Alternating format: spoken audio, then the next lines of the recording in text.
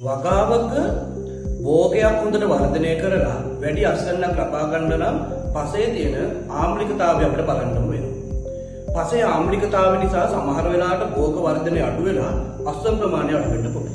පසක් ආම්ලිකතාවයටපත් වුණාම ඒ පසේ වාෂ්මික අයන ප්‍රමාණයට වඩා ඒ පස තුල තියෙන ආම්ලික අයන ප්‍රමාණය වැඩි වෙනවා. මෙන්න මේ තත්ත්වයටපත් වුණාට පස්සේ මේ පසකින් අපට හොඳ භෝග වර්ධනයක් වගේම අපි බලාපොරොත්තු වෙන අස්වැන්නක් ලබා ගැනීමට බැරි වෙනවා. මේකෙදි වෙන්නේ පසේ තියෙන සමහර පෝෂක මේ ආම්ලිකතාවයේදී ශාකවලට ලබා ගැනීමට නොහැකි තත්ත්වයටපත් වෙනවා.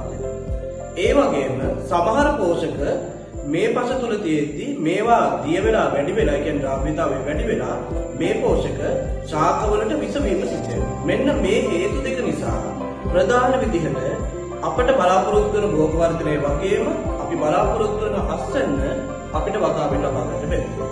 ආම්ලිකතාවයකට පත් වෙලා තියෙන පසක ශාකයකට විස වෙන පෝෂක විදිහට අපිට කියන්න පුළුවන් යකඩ.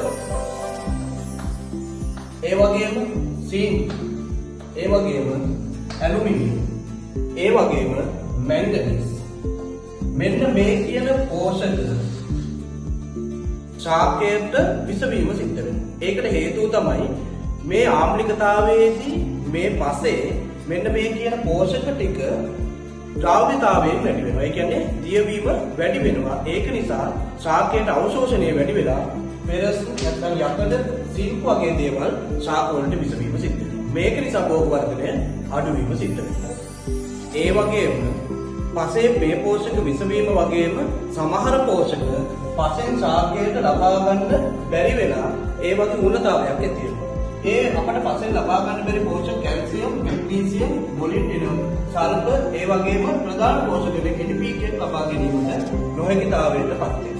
මේකෙදි මේවා ලබා ගැනීමට නොහැකි වෙන්නේ මේ පස තුල ඇතිවන ආම්ලික තත්ත්වය නිසා. මේකෙදි මේ ෆොස්ෆරස් මෙන්න මේ කියන ෆොස්ෆරස් ශාකයට ලබා ගැනීමට නොහැකි වෙන්නේ මේ ෆොස්ෆරස් අපේ පසේ අපි කලින් කතා කරපු ද්‍රව්‍යතාවය වැඩි වෙන ඒ කියන්නේ විස වෙන පෝෂක වර්ග එක්ක එකතු වෙලා මෙයා පස තුල පල්ලෙහාට අවක්ෂේප වීම සිද්ධ වෙනවා. මෙයා අවක්ෂේප වීම නිසා මේ පෝෂකයන් ශාක මගින් මුල් මගින් අවශෝෂණය කිරීමට නොහැකි වෙලා මෙන්න මේ ශාකයේ වර්ධනය අඩු වෙනවා.